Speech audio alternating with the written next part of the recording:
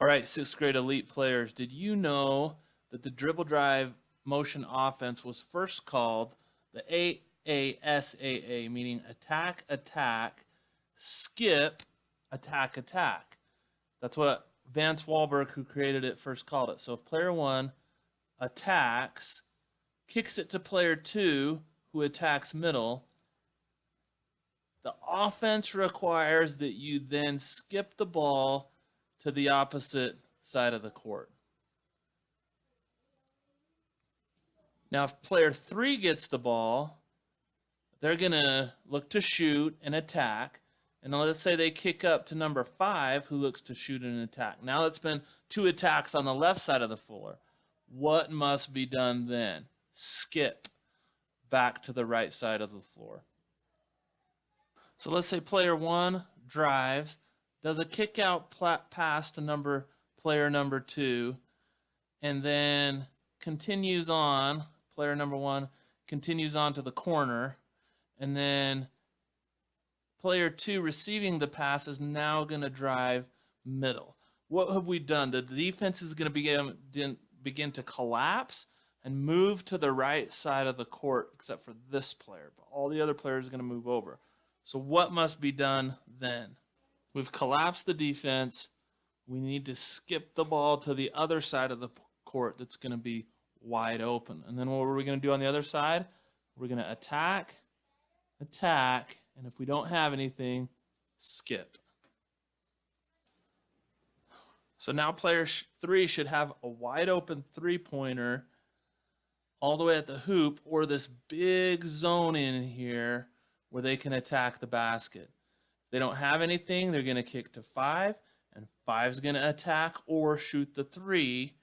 Now that's been 2 attacks on the left side. If they don't have anything, swing it back to the right side. So Rebel players, I have a trick question for you. What are we attacking? You're going to say we're attacking the rack, right? We're attacking the rim. We're trying to get points right here, easy layups, right? That's part of our offense. We want layups. We want to get to the free throw line. But there's one other thing we're attacking, and that's the help defense. So if the center comes over to help, we must now attack that center, not by shooting over them, but by passing. If that center comes over to help, we're going to attack that center by passing to the guy that he just left. If the wing player X in the 2-3 zone comes over to help, we're going to attack against them by passing the ball to 2. If it's player 2 who does the drive and the center comes out, again, we want to attack. We've already beat our primary defender, this X player right here. Now it's the center. We want to attack the helper by passing to the guy who they just left. Now, if this X person comes down, then we want to attack their helper as well. Here are some resources to better understand the dribble drive offense. I'll include this in the email, this Excel spreadsheet. Here's some articles that give us, better focus on how to get free throws, how to get more layups, how to get your best players the three-point shots. And so I've put together a little agenda on how to get to the free throw line along with the James Harden move. And then I want to just lastly talk about shot quota.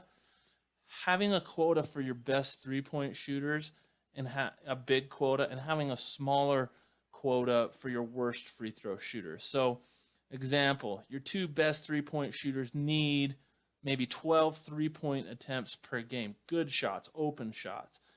And you can help get them more shots by limiting your subpar three-point shooters to maybe 1 per half unless they make the first one.